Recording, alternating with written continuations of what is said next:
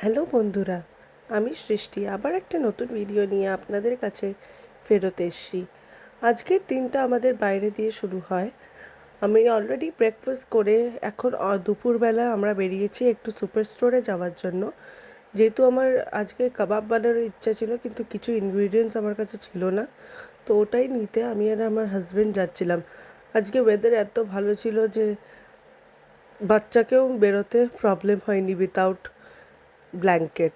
কেন কি আমি যখনই ওকে কার সিটে রাখি আমি অলওয়েজ ওর উপরে একটা ব্ল্যাঙ্কেট দিয়ে রাখি। আর এইটা আপনাদের যেটা আমি দেখাচ্ছি হলো, এটা কার্টেসি পার্কিং বলে। যারা বাচ্চা নিয়ে থাকে বা যারা প্রেগনেন্ট থাকে, এদিকে ক্যানাডায় নিয়ম আছে যে ফার্স্ট কটা পার্কিং ওরা পাবে, তো ওটার জন্য রিকোয়ার্ড স্পটস থাকে যেটা আপনি পার্কিং করতে পারেন।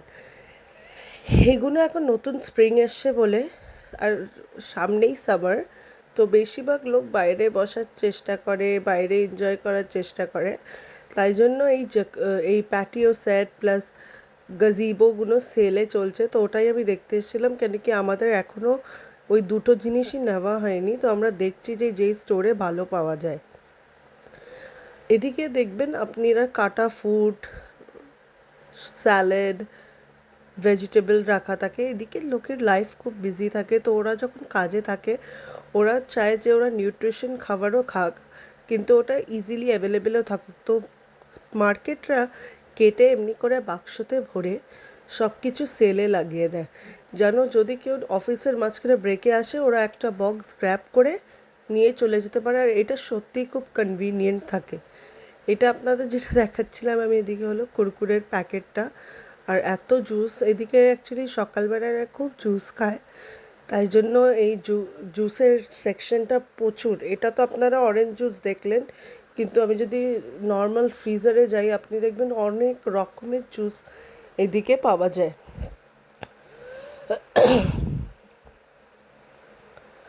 এসে ঘরে আমি এই সব কিছু ফ্রিজে রাখতে শুরু করি, আর নিজের যে কাবাব বানানোর কথা ভেবেছিলাম ওটাও রেডি করতে শুরু করি।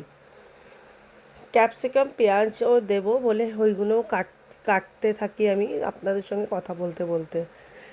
তো যেটা আপনাকে বলছিলাম, এইদিকে কি হয় যে আপনি যদি কোনো ডিসেবিলিটি থাকে বা আপনি যদি প্রেগনেন্ট বা আপনার কাছে যদি ছোট বাচ্চা থাকে যার কার সিট আপনার গাড়িতে লাগানো আছে, তো আপনার জন্য কটা স্পটস পার্কিং লটে অলওয়েজ মানে রিজার্ভ করা থাকে।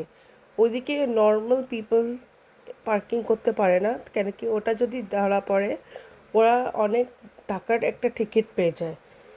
আর যেটা আননেসেসারি আর আপনি ফাইট করলেও ওটা টাকা পান না।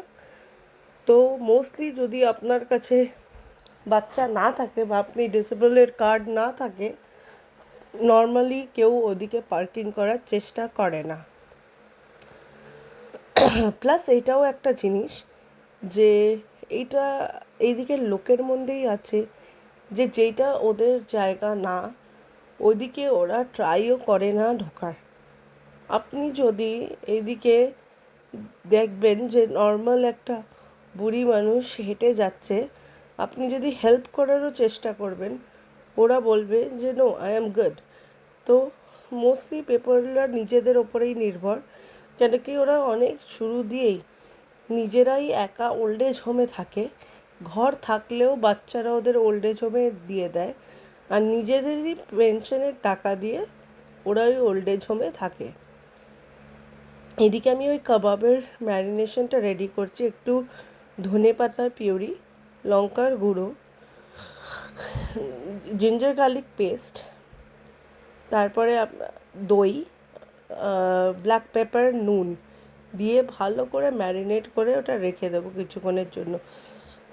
ভালো হয় যদি আগের দিন ম্যারিনেট করেন তাহলে আরেকটু জুসি হয়, যদি সঙ্গে সঙ্গে ম্যারিনেট করেন তাহলে আমি বলবো তো অ্যাটলিস্ট 30 মিনিটস রাখলেই অনেক। নালে আর যদি আপনার কাছে টাইম নাই থাকে তাহলে তো 10 মিনিট রেখেই আপনি ওটাকে সেঁকতে শুরু করতে পারেন। এইদিকে দইটার যে টেক্সচার এটা একটু আলাদা মনে হবে, যে আর্টিফিশিয়াল দই, মানে একটা হয় না দই যেটা খুব মোটা টাইপ হয়, মোস্টলি দইগুলো অমনি। কিন্তু আমি এই দইটাই যখন ঘরে বানাই তখন দইটা এত মোটা হয় না, একটু পাতলা টাইপ দই হয়। তাই জন্য আমার সবসময় মনে হয় যে নিয়ে আসা দইগুলো খুব ডিফারেন্ট খেতে। অনেকগুলো প্যাটিও সেট আমি অনেক দিন ধরেই দেখছি, অ্যামাজনেও দেখেছি, ওয়ালমার্টেও দেখেছি, কস্টকোতেও দেখেছি, আর এই লাস্টের সুপার স্টোরে দেখলাম। আমার সব থেকে অ্যাফোর্ডেবলে লাগলো হলো অ্যামাজনে। তো আমরা ওই ভাবছি যে এই বছর একটা অ্যামাজন থেকে প্যাটিও সেট অর্ডার করে দেবো। আর গাজিবোর প্রাইসটা সুপার স্টোরে কম আছে, কেন কি সুপার স্টোর দিয়ে নিলে আপনারা কিছু পয়েন্টসও পাবেন, যেটা ইকুয়াল টু অ্যাবাউট $100। তো $249 যদি $100 পয়েন্ট পেয়ে যান তো আপনার বেশি টাকা লাগে না, মানে ওই 150 মতন লাগে, which is I think too good. বাসনগুলো অনেক দিন ধরে অনেক দেরি দিয়ে পড়া আছে, অনেক দিন ধরে না সরি, অনেক দেরি দিয়ে পড়া আছে। আর আমি বাসন রাখতে ভালোবাসি না, তাই জন্য তাড়াতাড়ি করে একটু বাসনগুলো পরিষ্কার করে নিচ্ছি। কাজ করতে করতে যদি বাসন পরিষ্কার হয়ে যায় তাহলে বেশি ভালো। যেহেতু ঘরে হিট চলে তো বাসন মাজাটা একটু বেশি ইম্পর্টেন্ট হয়ে যায়, নাহলে ঘরে পুরো গন্ধ হয়ে যায় নোংরা বাসনের। ভালো করে আমি স্টিকের কভারগুলো রেডি করে রেখে দিচ্ছি। যেই আমার হাজব্যান্ড একটু কয়লাটা জ্বালিয়ে দেবে বারবিকিউতে, আমি ওটা গিয়ে নিয়ে যাব। এটা এটা আমার করতে খুবই মজা লাগে, যেহেতু একটা স্যাটিসফাইং মনে কোনো চামড়ার ভেতর দিয়ে শিকটা ঢুকছে।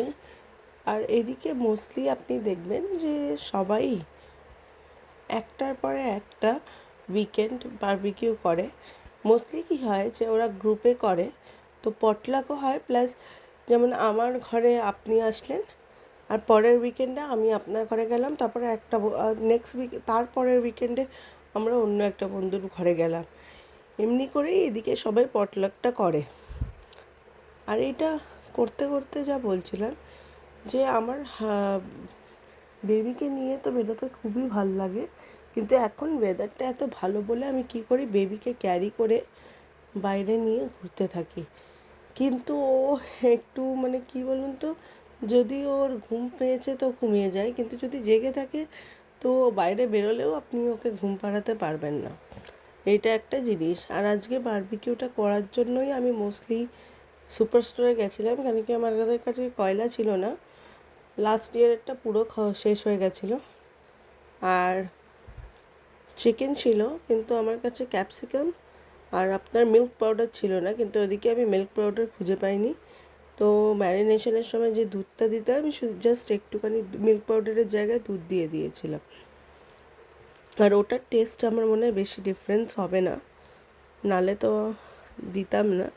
কিন্তু আমার মনে হয় ইন্ডিয়ায়ও কেউ বেশিরভাগ মিল্ক পাউডার দেয় না, দুধই দেয়।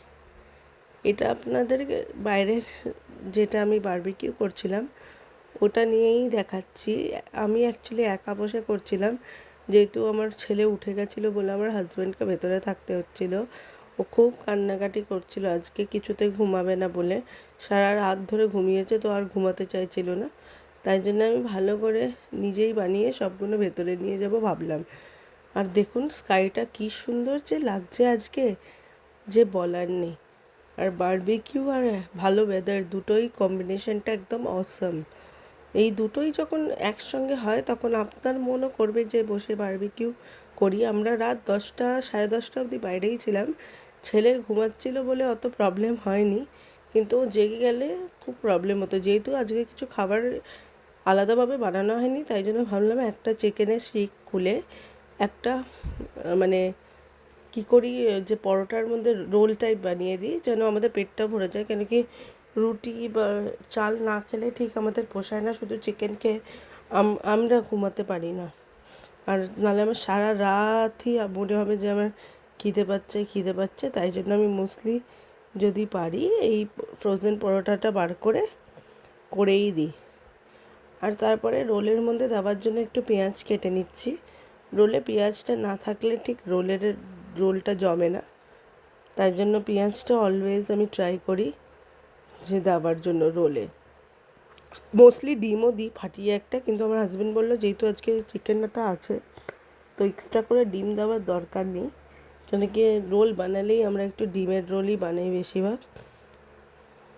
ডিমের রোলটা বানাতেও ইজি হয়, খুব খুব ফিলিং হয়। যেদিন কিছু বানাতে ইচ্ছা করে না তখন আমার হাজব্যান্ড ডিমের ভুর্জি, যেটা আপনারা জানেন, বা ডিমের রোল বানিয়ে টিফিনে নিয়ে চলে যায়। এই পরোটাগুলো অলওয়েজ আমার ফ্রিজে পড়া থাকে। তো আমার মনে হয় এক্স্যাক্টলি 5 মিনিট লাগে এই রোলটা বানাতে, যদি আপনি হিসাব করেন। নালে অত বেশি টাইম লাগে না। আর যদি আপনি রুটি একদম ডাইরেক্ট পরোটা বানিয়ে রোল বানাবেন, তা আমার মনে হয় ঘন্টা লেগে যায়। আর পরোটাটা দেখুন এত ভালো ফ্লেকি হয় যে পুরো মনে হয় যে পরোটাগুলো কলকাতায় পাওয়া যায় রোলের জন্য, কি বলে ওটা, মোগলাই পরোটা না কিছু একটা বলে ওটার নাম, ওটার মতনই পুরো খেতে হয়। যেটা একটা সার্কেল টাইপ হয়, যে ফ্লেকি ফ্লেকি হয়ে ভেঙে যায়, পুরো সেম টু সেম অমনি হয়। তাই জন্য এটা আমরা অনেক সময় কী করি, রুটি মানে সেঁকে নিয়ে ব্রেকফাস্টের সঙ্গে চা দিয়েও খেয়ে নিই। আমার হাজব্যান্ডের জন্য শুধু আমার একটু তরকারি বানাতে হয়, নাহলে আমি তো নর্মাল পরোটাটা জাস্ট চায়ে ডুবিয়েও খেতে পারি। ইভেন লুচির সঙ্গে যদি আমি তরকারি বানাই তাও আমি চায়ে ডুবিয়ে খেয়ে নিই। আর আমার ছেলেটা, যা বলছিলাম, ঘুরতে খুবই ভালোবাসে। মানে যেই ঘুরতে বেরোয় ও শুধু দেখতে থাকে সব কিছু, আর একটুও কান্না করে না। না খাবার কথার জন্য, খাবার জন্যও কান্না করে না। তাই জন্য আমরা ট্রাই করি যে একটু নিয়ে বেরোনোর, যদি পুরো সপ্তাহ নাও হয় অ্যাটলিস্ট উইকেন্ডের 2 দিন তো আমরা বেরোই। এই রোলটা রেডি করছি। আমার হাজব্যান্ড রোলে একটু সস খায় বলে আমি পেঁয়াজ আর টমেটো সস, চিলি সস, একটু বিট নুন দিয়ে আর একটু লেবু দিয়ে রোলটাকে মুড়িয়ে নিচ্ছি, যেন টেস্টটাও ভাল লাগে আর মনে হয় যেন আসল যেন দোকানের রোল খাচ্ছে। ওর জন্যই আমি এমনি করে একটু বানিয়ে দিই। আর আমি আমারটার মধ্যে সস দিতে পছন্দ করি না বলে আমি জাস্ট নুন আর গোলমরিচ আর আপনার লেবু দিয়ে চিকেনের ওপরে ভালো করে ওটা করে খেয়ে নিই। আর আরেকটা কথা আপনাদের জানানোর ছিল যে আমাদের এদিকেও চিলি সস যেটা চিংসের হয়, চিংসের মোস্টলি সব আইটেমই পাওয়া যায়। স্যুপ হলে স্যুপও পাওয়া যায়, প্লাস যদি আপনি চিলি ভিনিগার বা চিলি সস বলেন, বা মাঞ্চুরিয়ান পাউডার বলেন, ফ্রাইড রাইস পাউডার বলেন, চিকেন ফ্রাইড রাইস বা একটা চিকেন মাঞ্চুরিয়ান পাউডার, ওইগুলো সব পাওয়া যায়। আর একটু লেবু দিয়ে দিলাম। এটা যে বোতলটা আপনারা দেখতে পারলেন, ওটা লেবুর মানে অলরেডি কনসেন্ট্রেটেড লেবুকে বোতলে ভরে প্রিজার্ভ করা হয়েছে। যেহেতু লেবু এদিকে বেশিক্ষণ রাখলে কী হয়, খারাপ হয়ে যায়, আর লেবুর বেশি ইউজও নেই, তো আমি এই বোতলটা নিয়ে আসি। এটা আপনি ইজিলি ফ্রিজে অনেক দিন ধরে স্টোর করে রাখতে পারবে। কোনো এক্সপায়ারি ডেট আমার মনে হয় নেই, এখনও আমি চেক করিনি। নেক্সট ভিডিওতে আপনাদের যদি এক্সপায়ারি ডেট থাকে তো চেক করে বলবো। লেবু নর্মালি এক্সপায়ার করে না, কিন্তু কিছু বলা যায় না, কেন কি এই লেবুটার মধ্যে ওই ছালগুলো নেই, তো এক্সপায়ারি ডেট হয় না। যেই লেবুর বোতলটায় ছালও থাকে তার একটা এক্সপায়ারি ডেট থাকে। আমি বললাম যে দেখা যাচ্ছে রোলটা, তাই জন্য এমনি ক্যামেরার সামনে দেখালাম, কিন্তু পরে দিয়ে বুঝতে পারলাম রোলটা দেখাই গেল। এটা আমার উইথাউট সস আলা, এটা আমার হাজব্যান্ডের। আজকের জন্য এইটুকানি। Thank you.